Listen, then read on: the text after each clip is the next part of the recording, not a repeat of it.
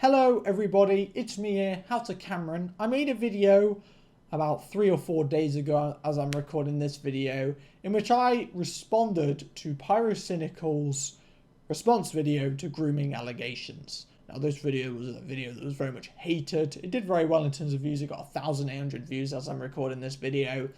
And it got 45 likes, which is good, but then it got 200 dislikes. But let's not talk about the dislikes. Flipping heck. This video was nowhere near as bad as people are making it out like. And I feel like a lot of people who just clicked dislike and went on to hate on me in the comments and call me a pussy for disabling the ratings of the video. I think a lot of people just didn't watch the video nor understood the video at all. I don't believe that Pyrocynical is a groomer. I also don't believe he's a paedophile. I think he's a weird fuck, to be quite frankly honest, finding furries sexually attractive and being a part of the furry roleplay community. I think he's very weird for that. But I do believe that the situation that he had with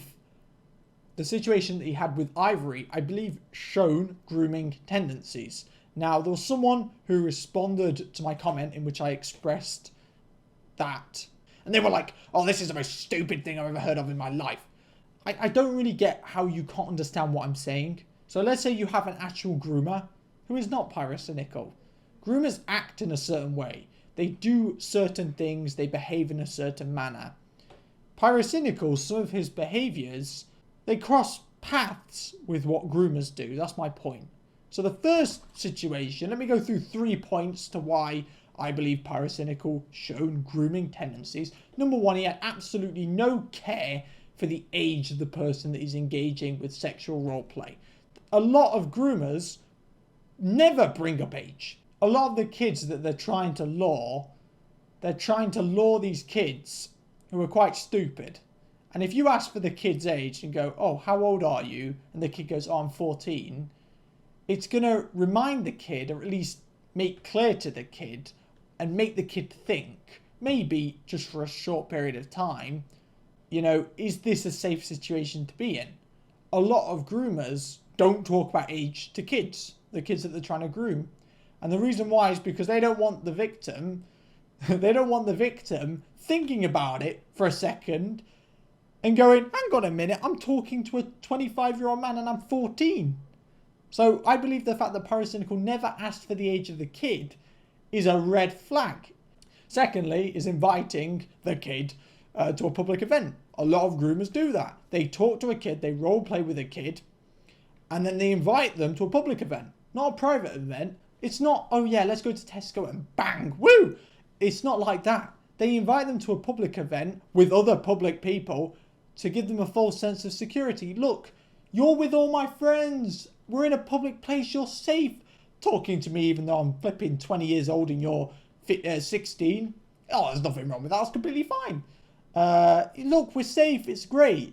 But then it leads to future events where it's obviously more private and close. I believe that's a big thing. You know, a big thing that groomers do. And I just want to make this very clear. Pyrocynical did not know the age of Ivory, so it couldn't have been grooming. Ivory literally replied with his Twitter account to Pyrocynical on Discord, and it said that he's 16 in his bio.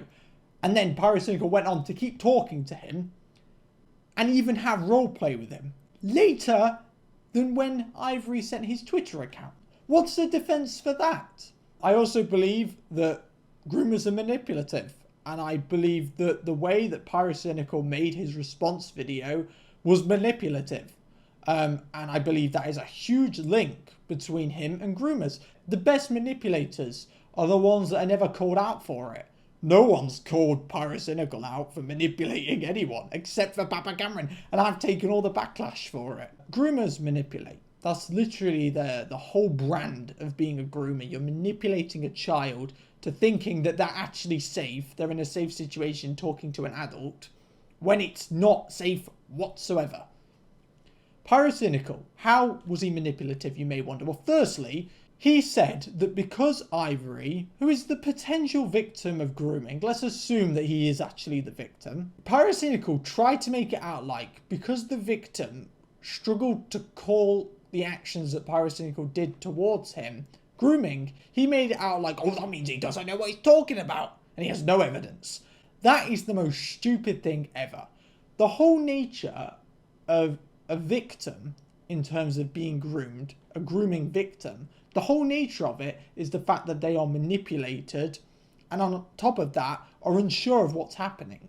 You know, the whole point of grooming is the fact that the victim, gains trust with the person who did wrong.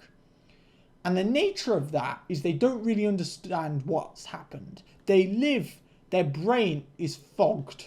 They don't understand what has happened because they've been manipulated.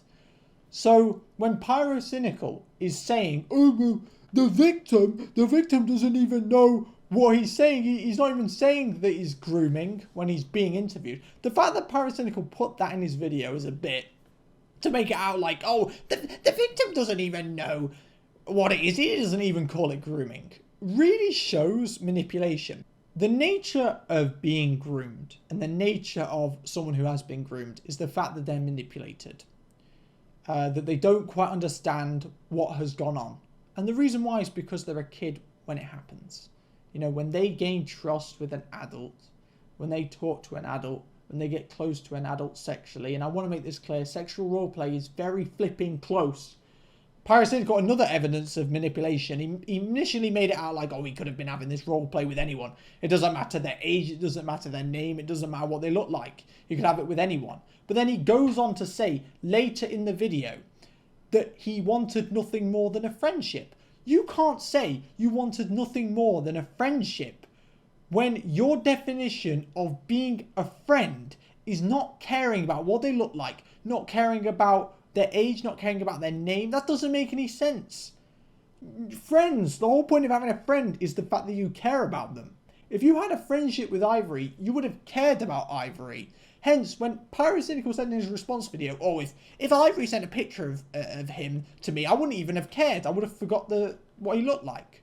The fact that he said that, but then went on to go and say, oh, well, Ivory, I wanted nothing more than a friendship. If you are friends with someone and they send a picture of what they look like, you know, you'd remember what they look like. So are you friends with Ivory, Pyrocynical? Were you ever friends with him or were you not? You would not invite a friend to meet up with you publicly if you didn't know anything about them.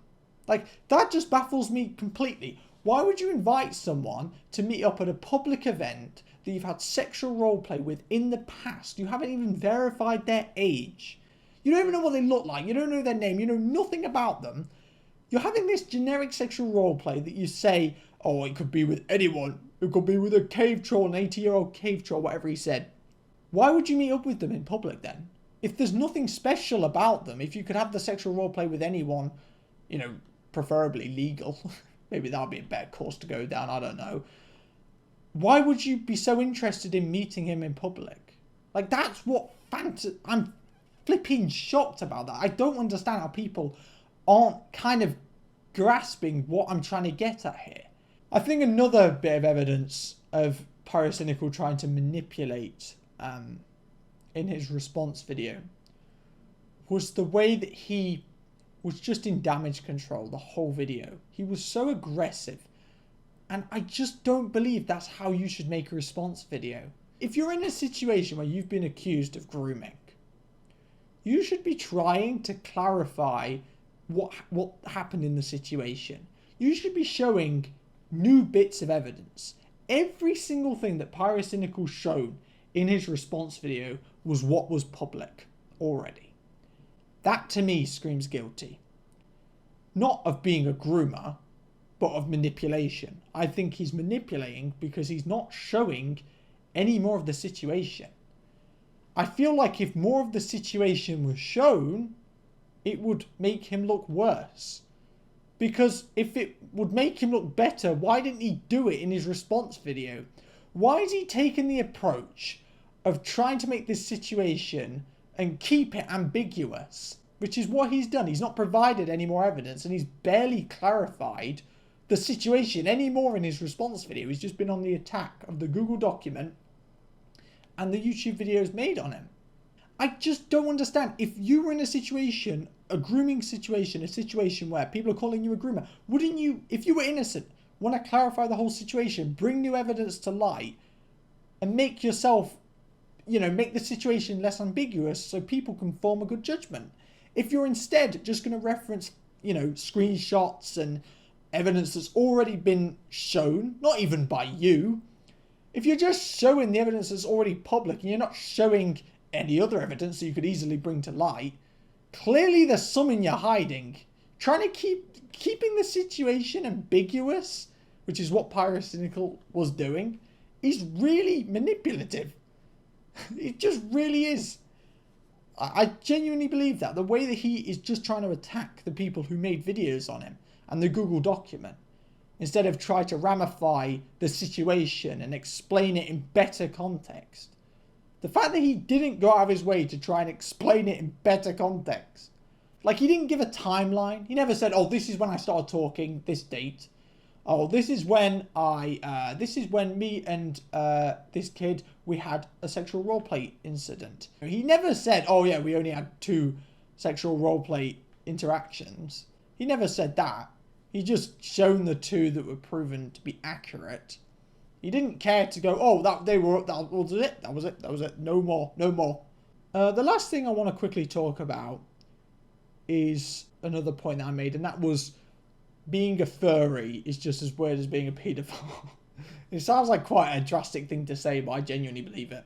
By furry, I don't mean, you know, just normal furry, non-sexual. I don't think that's as weird as being a paedophile. It's pretty weird, but it's not quite weird enough. But I think the sexual side of being a furry is just as weird as paedophilia. And obviously paedophilia and grooming are kind of interlaced. Now, just because they're about as weird, in my opinion, doesn't mean they're about as bad as each other. Because I think paedophilia is much, much, much worse. Like, obviously, much, much worse. But my point was simple. Like, I genuinely believe that if someone is weird enough to find furries sexually attractive, is it really out of the question that they find kids attractive? Like, I genuinely believe that it's not out of the question. I just don't. I've got a lot of crap, you know, for the video that I made on Pyrocynical's response video. And I know I'm going to get so much crap for this video, especially because I talked about dislikes in it. I'm not even going to enable the like to dislike ratio at all in this video. I'm just going to upload it, like to dislikes disabled.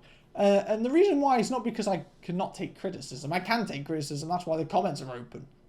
They're literally completely open. I'll respond to you as well.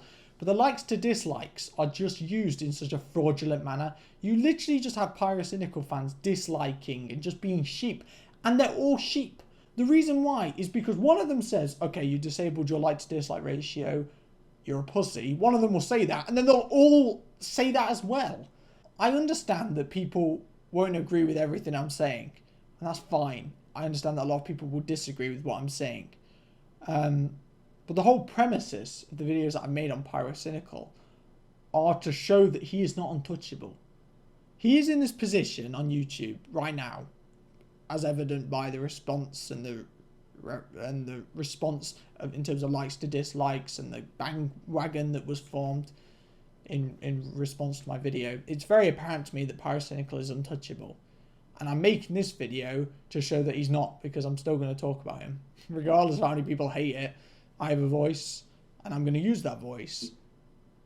I think Pyrocynical is a weird guy who is into furry roleplay, and to be quite frankly honest, I think he's done many, many wrong things towards Ivory in terms of sexual roleplay. I just can't get over how he invited Ivory, someone who he said, you know, he didn't care about who he was, he didn't care about what he looked like, but then still invited to meet up with him publicly and still didn't ask for his age. He even said that he looks 18. He was ambiguous. And Pyrocynical still doesn't ask him, how old is he? It just seems so reckless. And then he goes on to have more sexual roleplay with him. It's just ridiculous.